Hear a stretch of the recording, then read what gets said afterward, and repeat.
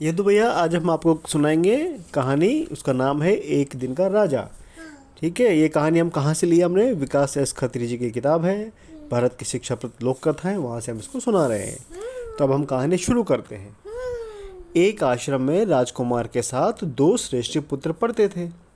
अध्ययन के अंतिम वर्ष में श्रेष्ठी पुत्र राजकुमार से अलग रहने लगे।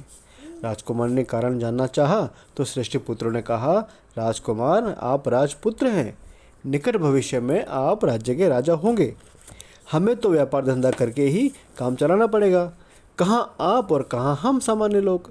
आपसे दूरी बनी रहे यही ठीक है। तो राजकुमार ने कहा, तुम मेरे मित्र हो, कभी तुम मुझसे कहना, मैं एक दिन का राजा तुमको भी बना दूंगा। श्रेष्ठी पुत्र बहुत प्रसन्न हुए। शिक्षा पूरी करके अपने अपने नगर लौट गए। कुछ वर्ष बाद राजकुमार राजा बन गया। उधर श्रेष्ठी पुत्र भी अपने नगर के सेठ कहलाने लगे। लेकिन दुर्भाग्य से प्रथम श्रेष्ठी पुत्र व्यवसाय में क्षति के कारण कंगाल हो गया।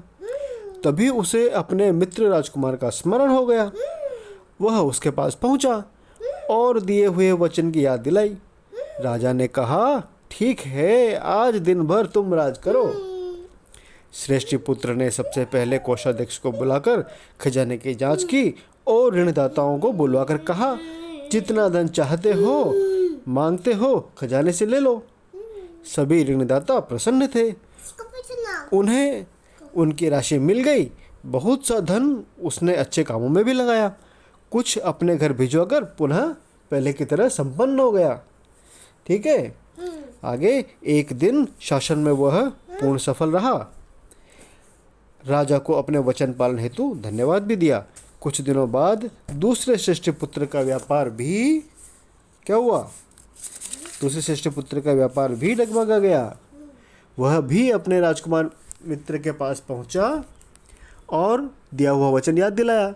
राजा ने कहा, कल तुम इस नगर के राजा बन जाना। श्रेष्ठ पुत्र बहुत प्रसन्न हुआ। उसने सवेरे सेवकों से दाढ़ी बाल बनवाए, मालिश करवाई और स्नान किया। फिर राजसी वेशभूषा पहनकर भोजनशाला में डटकर भोजन किया। इससे उसे नींद के झोंके आने लगे। सोचा कुछ समय आराम कर लूं, फिर राजसभा में जाऊंगा। नींद खुली तो देखा सूर्य अस्ताचल में जा रहा है, मतलब शाम हो गई है, रात होने वाली है। वह घबराया।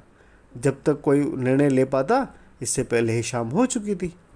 वह जैसा गया था वैसे ही राजभवन से बाहर आ गया। कहानी का निष्कर्ष है, इसलिए कहा गया है कि जो वक्त की कदर नहीं करता, वक्त भी उसकी कदर नहीं करता। समझे? तो यहाँ पर जो दूसरा श्रेष्ठ पुत्र है उसको भी क्या करना चाहिए था? दिन भर जो एक दिन का राजा उसको बनाया, उसमें उसको अपने कामकाज करने चाहिए थे। लेकिन ये भोग विलास में ही रह गया और अपना समय बर्बाद कर दिया, इसलिए खुद भी बर्बाद ही रह गया। ये है कहानी का निष्कर्ष। धन्यवाद बच्चों।